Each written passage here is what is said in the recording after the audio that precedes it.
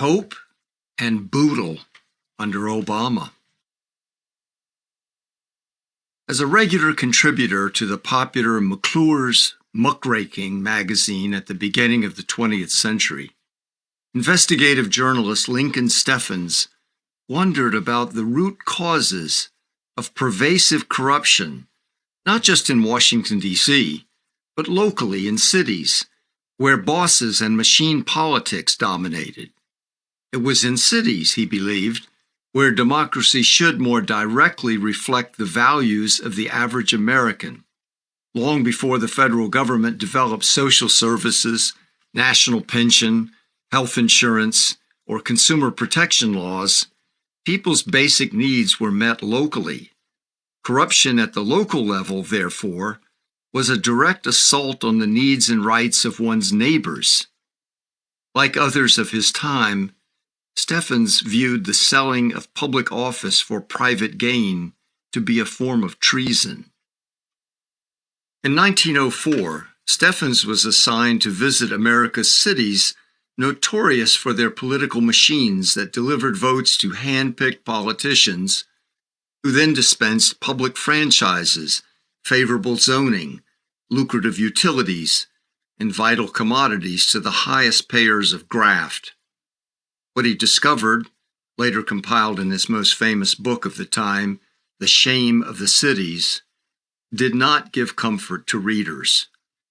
Steffens concluded that bedrock values of America, in which wealth is automatically accorded exalted status, and the pursuit of wealth is equated with the pursuit of happiness, led good people into serving interests over public good. He found that the primary drivers of political machines, the corruptors and bribers, were cities' respectable business people, members of the Chamber of Commerce. Steffens' discomforting message was that corruption was less an alien feature of city life than it was native and systemic, American pie. The inclination to sell out the public for private gain was done for a higher cause, a cause that a city's leaders and ordinary citizens reflexively, unquestioningly honored, even when vital needs and the public's interest were harmed. He wrote, "The commercial spirit is the spirit of profit, not patriotism. My business is sacred, says the businessman in his heart. Whatever prospers my business is good. It must be. Whatever hinders it is wrong. It must be. A bribe is bad, but it is not so bad to give one, not if it is necessary to my business." Steffens' perspective is needed to understand how and why MLM has been protected for the last 40 years by top leaders of both political parties and other entities who could somehow claim that Amway's pyramid recruiting scheme was representative of their own economic policies. Steffens' keen insight is better applied to the behavior of Democrats, whose economic policies are supposedly driven more by Main Street USA needs and whose candidates have received far less cash from the pyramid lobby. Steffens helps to explain how it is that MLM remains safe and unexamined even during the times when the Democratic Party held the most influence over the FTC, SEC, and Department of Justice. When both parties honor protecting pyramid schemes, Ponzinomics has moved beyond a Main Street delusion. It is an official national belief. The foreword of Ponzinomics stated the harsh fact that all who have sought to oppose the phenomenal spread of MLM have lost. What was achieved from these foiled campaigns were troves of credible testimony, verified facts, and hard data on precisely how the MLM scam operates and the scale of harm MLM causes. The truth has become readily available. To understand why the scam persists, we are left, finally, to move past the forces of propaganda and influence buying to unexamined or avoided factors within our own communities and our own culture. To understand our current dilemma, Steffens would likely guide us to look at the Obama years. The pyramid lobby's favorite party was out of power. More information was made public about MLM than at any other time. There was seemingly good reason for hope. Obama's chair of the FTC, John Leibowitz, had no known history with MLM. The head of consumer protection, David Vladeck, whom Leibowitz had appointed, also had no apparent connections. In fact, Vladeck was associated with the Ralph Nader-founded Public Citizen. During Obama's second term, for the first time in MLM history, the business media finally took an interest in MLM as a major part of the U.S. economy and a significant sector of Wall Street securities. This was prompted by hedge fund manager William Ackman's campaign to expose the MLM Herbalife. It would seem that if at any time since 1979 the public's interest could be represented and the reality of MLM investigated, this was the period. Hope of MLM activists was bolstered in the propitious year of the Obama election when a federal court ruled that a class action lawsuit against Amway, the largest case ever mounted against an MLM for operating an illegal pyramid scheme, could go forward.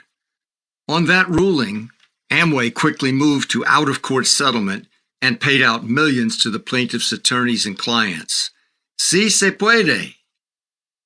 Adding to the heightened expectations, just before Obama was sworn in, Bernard Madoff came forward to confess running one of the largest Ponzi schemes in American history.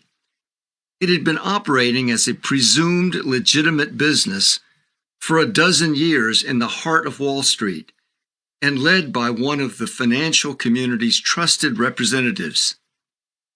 This shocking revelation, along with the national collapse of what was called the mortgage bubble, put the terms Ponzi, robbing Peter to pay Paul, unsustainable, last one's in, collapse, and pyramid scheme on front pages and in news stories day after day, including explanations of how pyramids and Ponzi's work and the inevitable harm they cause. Despite this historic backdrop, dismayingly, the revelations and the settlement payments in the Amway lawsuit provoked no inquiry, statements, or actions from the Obama FTC related to MLM pyramids. Direct inquiries to the FTC or to Obama from victims and consumer activists were distressingly ignored. With a seeming political firewall around MLM, the American news media did not investigate the MLM phenomenon, despite clues pointing to MLM's disguise as, quote, direct selling, just as Madoff was dressed up to appear as a, quote, hedge fund, both operating in plain sight. In 2010, I wrote, published, and sent to Obama and various members of Congress a 25-page report entitled The Main Street Bubble, A Whistleblower's Guide to Business Opportunity Fraud, How the FTC Ignored and Now Protects It.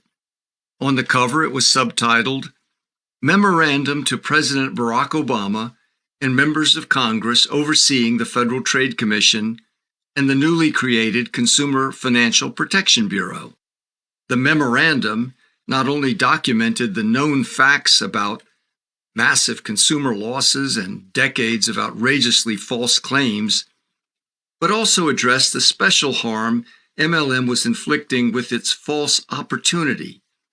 MLMs were accelerating their harm during the Great Recession as millions more people were unemployed, faced foreclosure, and were in desperate need of income.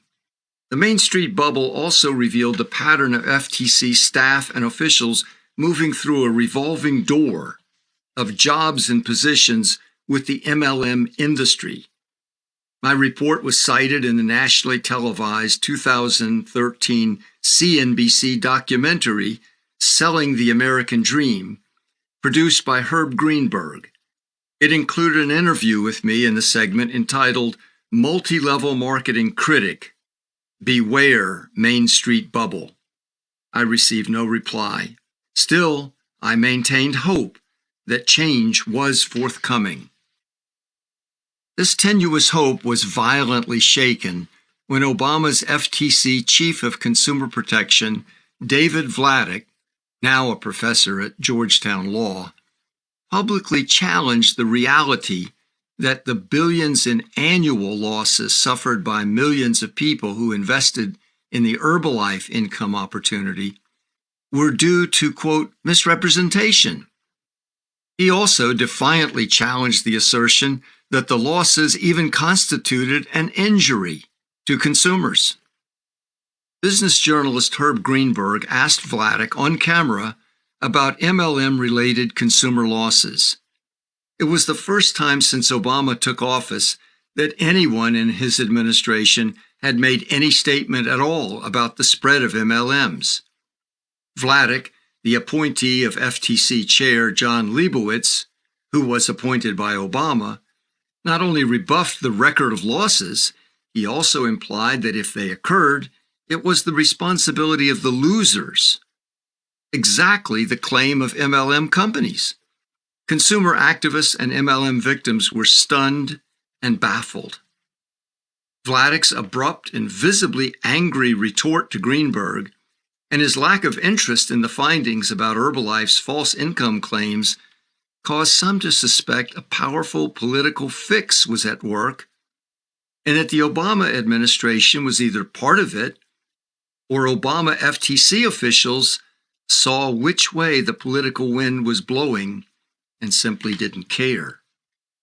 These dark suspicions slashed hope, but did not answer the baffling question: how could it be that a fix would exist between the pyramid lobby and the Obama administration? Preventing disclosures.